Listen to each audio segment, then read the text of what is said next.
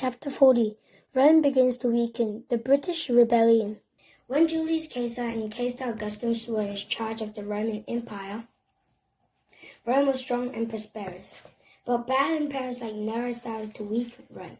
Even worse, some of the countries that Rome had conquered began to resist Roman rule. They wanted to be free again. The Celts who lived in Britain had never liked Roman rule, and the Romans had never managed to control all of the British islands. Some of the Celts obeyed Roman laws and paid taxes to the Romans, but others rebelled. One of these disobedient Celtic tribes were particularly annoying to the Romans because their leader was a woman.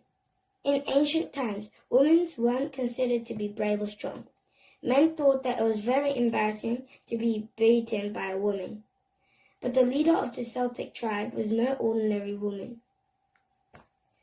She was a powerful warrior queen named Boudica. A Roman writer named Cassius described Boudica.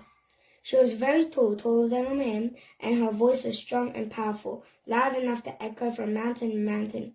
She had fierce, piercing eyes and long, thick, red-brown hair that hung down past her waist. She wore a billowing tartan cloak and a thick gold collar around her neck. Boudica refused to make her tribe a part of the Roman Empire.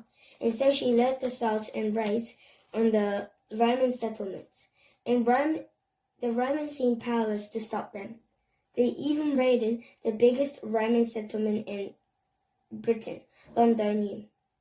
Later, this Roman settlement became the city of London.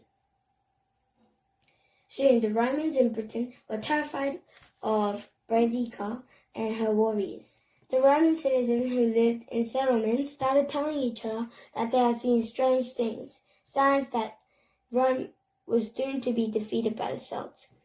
The Statue of Victory fell face down without being pushed. A woman claimed that she had seen the sea turn red as blood. Other people say a ghost town ruins near Londinium. And a man insisted that he heard strange shrieks and yells coming from an empty Roman theater. Did these strange things really happen? Probably not. But the stories show how nervous the Romans were about Boudica. Boudica collected more and more Celtic warriors around her. Soon there were 100,000 Britons marching down on 10,000 Romans. That means that there was one Roman for every 10 British fighters. Just before the final attack, Boudica rode around and made a famous speech to her warriors. "We British are accustomed to have women in command," she shouted. "The gods will grant us revenge against the Roman invaders. I'll plan to win this battle, or die trying. I'll let the men live as slaves to the Romans if they want to, but I refuse to live in slavery." Then the Celts attacked. They rode into battle without any plan. They charged in at top speed, each soldier doing exactly what they wanted. But the Romans stayed together.